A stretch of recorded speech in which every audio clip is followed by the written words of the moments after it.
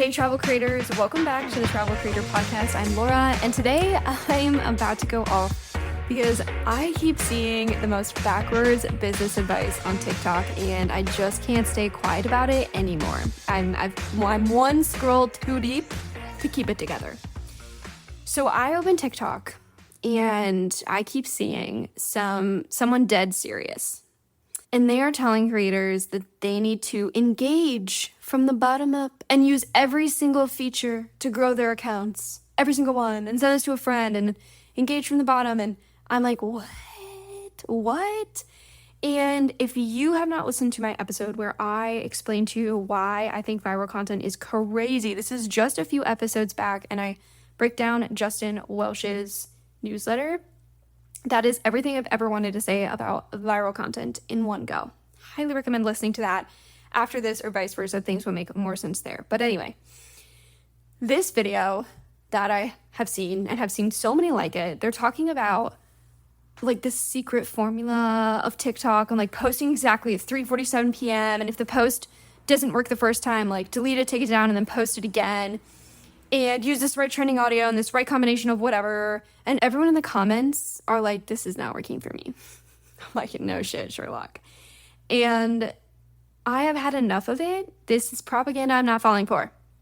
What will grow your account is posting what you want to your people who you know will want it. That's the secret. That's the whole episode, guys. See you next week. No, I'm just kidding. But we've kind of like turned this business building online into a game about gamifying algorithms instead of like serving our audience or really getting to know what they want to share, and it's annoying to me.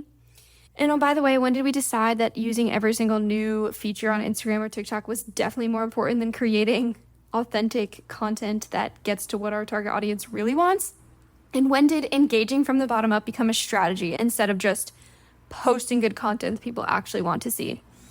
We are turning business into a video game where the goal is to beat the algorithm instead of helping real people. There are people in your audience who follow you for a reason, and I can't let you forget that.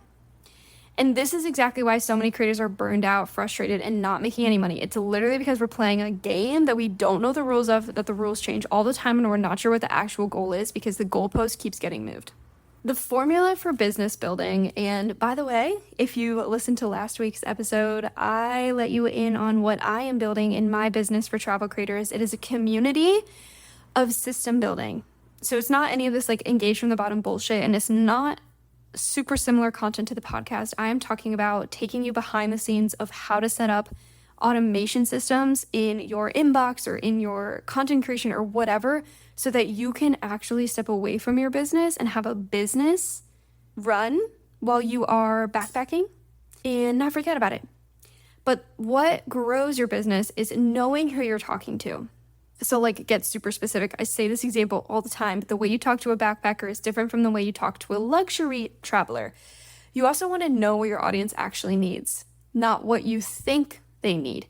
And the best way to do that is to ask them, poll them, DM some of your creator friends, ask them what they really want to see or what they're struggling with. You also want to create content that serves those specific people. So serve the specific backpacker or the luxury traveler. We want content that answers their questions, solves their problems, or gives them what they're looking for. And then you just want to do it consistently. It's not about posting at the optimal time. It's not about the trending audio. It's just consistency. And that, my friends, is business building. That's kind of it.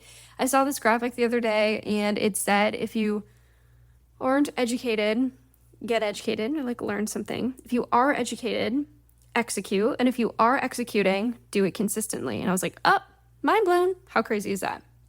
But if you find yourself on the same corner of the internet I am on, where you are seeing all of this engagement junk from people on the internet, or you've saved things in folders on TikTok or Instagram that you're like, oh my God, when am I going to use that? What actually works is knowing your people. If you don't know exactly who you're talking to, you need to get clear on that. No algorithm hack is going to save you from not knowing your audience. You also want to answer specific questions they have. So solve their problems, give them what they're looking for. Be consistent, show up regularly. This is not like old news to you. This is just reminders that the propaganda engaged from the bottom of bullshit isn't growing your account or paying anybody's rent. And most importantly, you're going to want to build relationships, respond to comments, answer DMs, treat your audience like humans, because they are. They are humans. And as soon as you replace the word algorithm with people, what people want, not what the algorithm wants, it's when you'll really start winning. And remember that winning on social media is subjective, and it comes down to what you consider winning is. Really, all of this like sort of feature chasing, algorithm gaming, BS is a distraction from what's actually building your business, which, to be honest, is probably not the posting at all. It's the behind the scenes work, similar to what we're building in my community. It's all of this behind the scenes work that really moves the needle rather than posting. And it's so easy to blame the algorithm than it is to create better content. You're like, oh, the algorithm is like, of course it changes. We know this. We're like, it's tanking. It's not doing this. It's not doing that. I'm like, whoa. Let's back it up and let's get back to the core of why we're creating content and who we're creating it for and what problem we are trying to solve. The creators who are actually building sustainable businesses aren't the ones obsessing over features. They're the ones obsessing over their audiences. So the next time you sit down and are feeling frustrated by your views or your algorithm or whatever the heck this week, just remember who you're really trying to serve and try and have fun. Like, if you're not consistently having fun, like, what are we doing? This is all supposed to be fun. Content creation you started because you enjoyed it. Don't let it consume you. And if you're tired of chasing all of these hacks and seriously ready to build a business based on serving real people, that's exactly what we're doing in my community. It's not feature chasing. There's not content being dropped all the time. I have no PDFs on how to grow on Instagram. I don't even have a single one. I don't even have an optimal time posting formula. Okay, so if you've just downloaded one of those in the last week, you can go ahead and delete it. But what I do have for you are sustainable systems that can help you serve your audience consistently so that you can drink a margarita on the beach in Mexico while your email automation is sending out new emails to people signing up to your email list, getting you sales. So this was just a short and sweet episode for you this week. And remember, the goal is not to beat the algorithm. The goal is to serve your people. So thank you for joining me today. I will see you next week with more no BS strategies for travel creators who want to build something for real. Happy creating. I'll see you later.